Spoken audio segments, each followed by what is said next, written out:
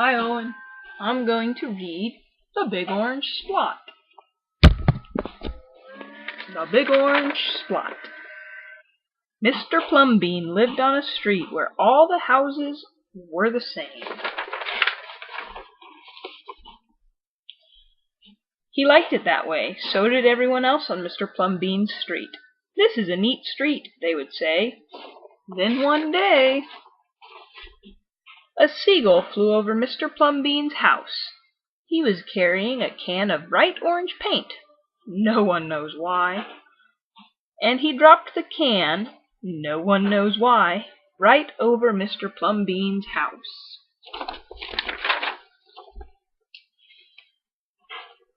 It made a big orange splot on Mr. Plumbean's house. "Ooh, too bad," everyone said. "Mr. Plumbean will have to paint this house again." "I suppose I will," said Mr. Plumbean. But he didn't paint the house right away. He looked at the big orange splot for a long time. Then he went about his business. The neighbors got tired of seeing the big orange splot. Someone said, "Mr. Plumbean, we wish you'd get around to painting your house." "Okay," said Mr. Plumbean. He got some paint, and some blue paint and some white paint that night, and got busy. He painted at night because it was cooler. When the paint was gone, the roof was blue, the walls were white, and the big orange splot was still there. Then he got some more paint. He got red paint, yellow paint, green paint, and purple paint.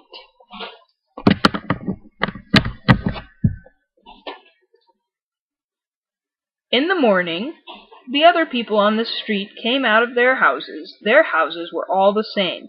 Mr. Plumbean's house was like a rainbow. It was like a jungle. It was like an explosion.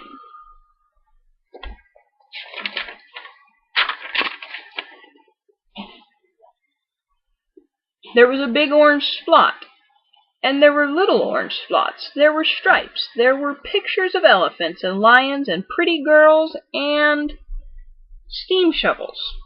The people said, "Plumbean has popped his cork, flipped his wig, blown his stack, and dropped his stopper." They went away muttering. That day Mr. Plumbean bought carpenter's tools. That night he built a tower on top of his roof, and he painted a clock on that tower. The next day the people said, "Plumbean has gushed his mush, lost his marbles, and slipped his hawser."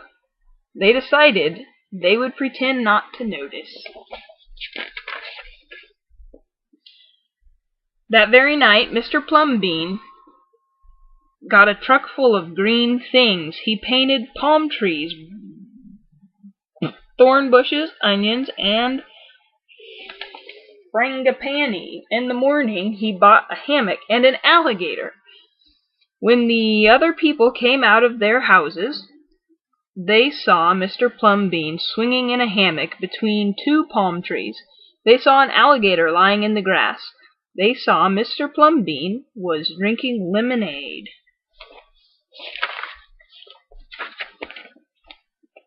Plumbean has gone too far. This used to be a neat street. "Plumbean, what have you done to your house?" the people shouted. My house is me, and I am it. My house is where I like to be, and it looks like all my dreams," Mr. Plumbean said. The people went away. They asked the man who lived next door to tell Mr. Plumbean to go and have a talk with him. "Tell him that we all liked it here before he changed his house. Tell him that his house has to be the same as ours so we can have a neat street."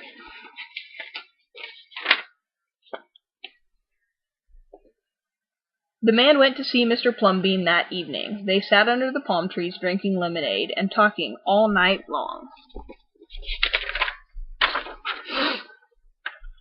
Early the next morning, The man went out to get lumber and rope and nails and paint. When the people came out of their houses, they saw a red and yellow ship next door to the house of Mr. Plumbean.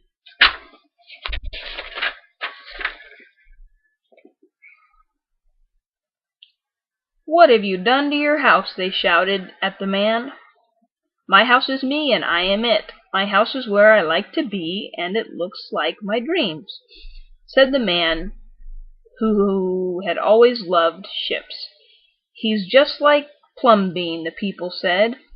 "He's got bees in his bonnet, and bats in his belfry, and knots in his noodle." Then one by one they went to see Mr. Plumbean. Late at night they would sit under his palm trees and drink lemonade and talk about their dreams. And whenever anybody visited Mr. Plumbean's house the very next day, that person would set about changing his own house to fit his dreams.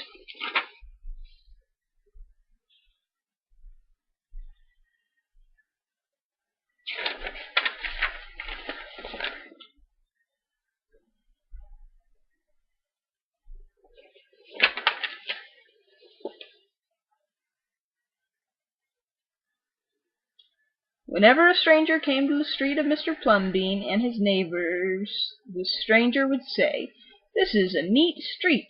Then all the people would say, "Our street is us, and we are it. Our street is where we like to be, and it looks like all our dreams."